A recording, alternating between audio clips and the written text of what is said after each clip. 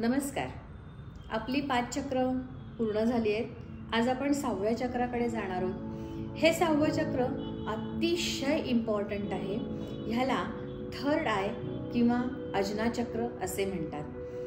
अजना चक्र म्हणजे थर्ड आय चक्र हे इतकं इम्पॉर्टंट आहे की त्याने तुमच्या ग्रोथला किंवा स्पिरिच्युअल ग्रोथ जे आपण म्हणतो त्याच्यासाठी खूप मदत होते.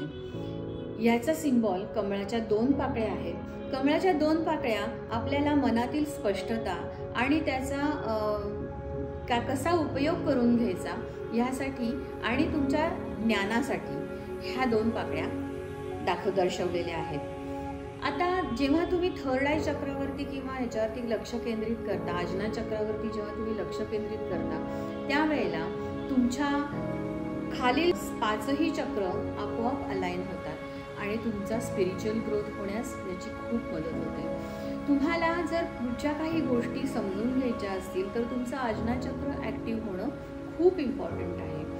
ह्याचा रंग हा इंडिगो ब्लू म्हणजेच डार्क निळा असतो. याचा मंत्र उम असा आहे. अ उ म अशा 3 गोष्टी ह्याच्यामध्ये येतात. पण ह्या मंत्राने तुमचं हे आजना चक्र ॲक्टिव्ह व्हायला मदत होते. आता आजना चक्र ॲक्टिव्ह करण्यासाठी तुम्ही काय करू शकता?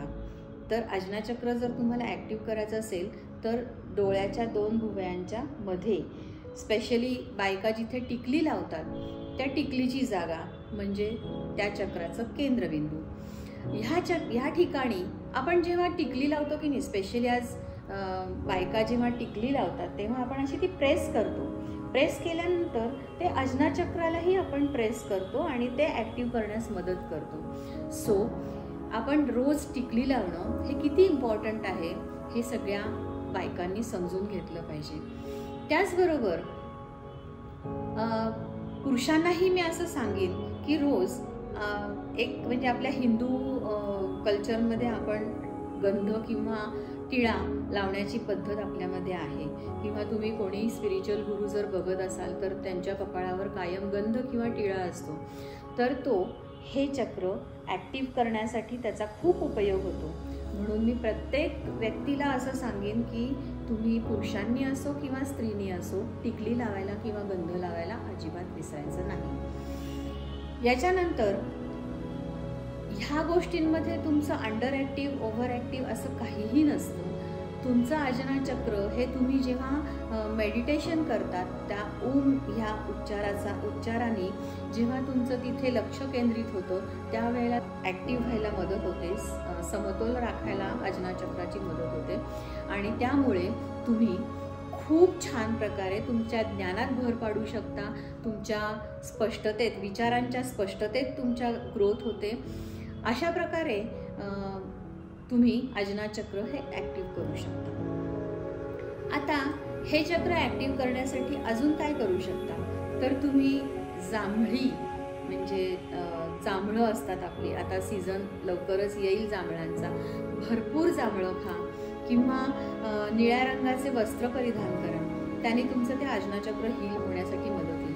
अजून एक सिक्रेट मी तुम्हाला सांगणार आहे आज की रोज तुम्हाला जर आजना चक्र ॲक्टिव्ह करायचं असेल तर रोज एक छानशी मेणबत्ती आपल्या समोर लावा आणि त्या मेणबत्तीच्या ज्योतीकडे कमीत कमी 2 मिनटं आणि जास्तीत जास्त अर्धा तास एकटक बघण्याची प्रॅक्टिस करा.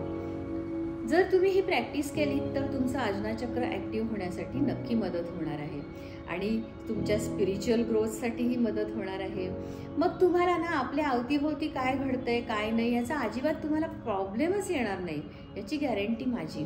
माझ्या अपरोक्ष ही लोक माझ्याबद्दल काय बोलतायत किंवा मी बरोबर वागतीये ना हे कन्फ्युजन, की मी एखाद्या व्यक्तीशी असं अमुक बोलले ह्याचं दुःख वाटून घेणं, ह्या सगळ्या गोष्टी ज्या आहेत ना त्या तुमच्या आयुष्यातनं आपोआप नाहीशा होणार आहेत जेव्हा तुमचं आजना चक्र ॲक्टिव्ह होणार आहे. सो लागा कामाला. आणि तुम्हाला आजना चक्राविषयी अजून काही डिटेल माहिती जर हवी असेल तर आपलं www.soulfulconnection.in ह्या वेबसाईटवर जाऊन आपलं चक्राचं जे आता मी सिरीज घेऊन येते चक्रा मेडिटेशन कोर्स जो मी घेऊन येते तो कोर्स सबस्क्राईब करायला विसरू नका, तो कोर्स जॉईन करा. तसंच ह्याविषयी जर तुम्हाला अजूनही काही माहिती असेल, फक्त चक्रांविषयीच असं नाही तर मी अनेक प्रकारचे अजून काही चांगले चांगले एपिसोड तुमच्यासाठी घेऊन येणार आहे. आणि ते एपिसोड जर तुम्हाला हवे असतील तर ऐकायचे असतील, तुम्हाला तुमच्या ज्ञानामध्ये भर टाकायची असेल किंवा तुम्हाला जर या गोष्टी ऐकायला खूप आवडत असतील तर आपला सोलफुल कनेक्शन्स विथ गीता हा यूट्यूब चॅनल सबस्क्राईब, लाईक आणि शेअर करायला अजिबात विसरायचं नाही. थँक्यू.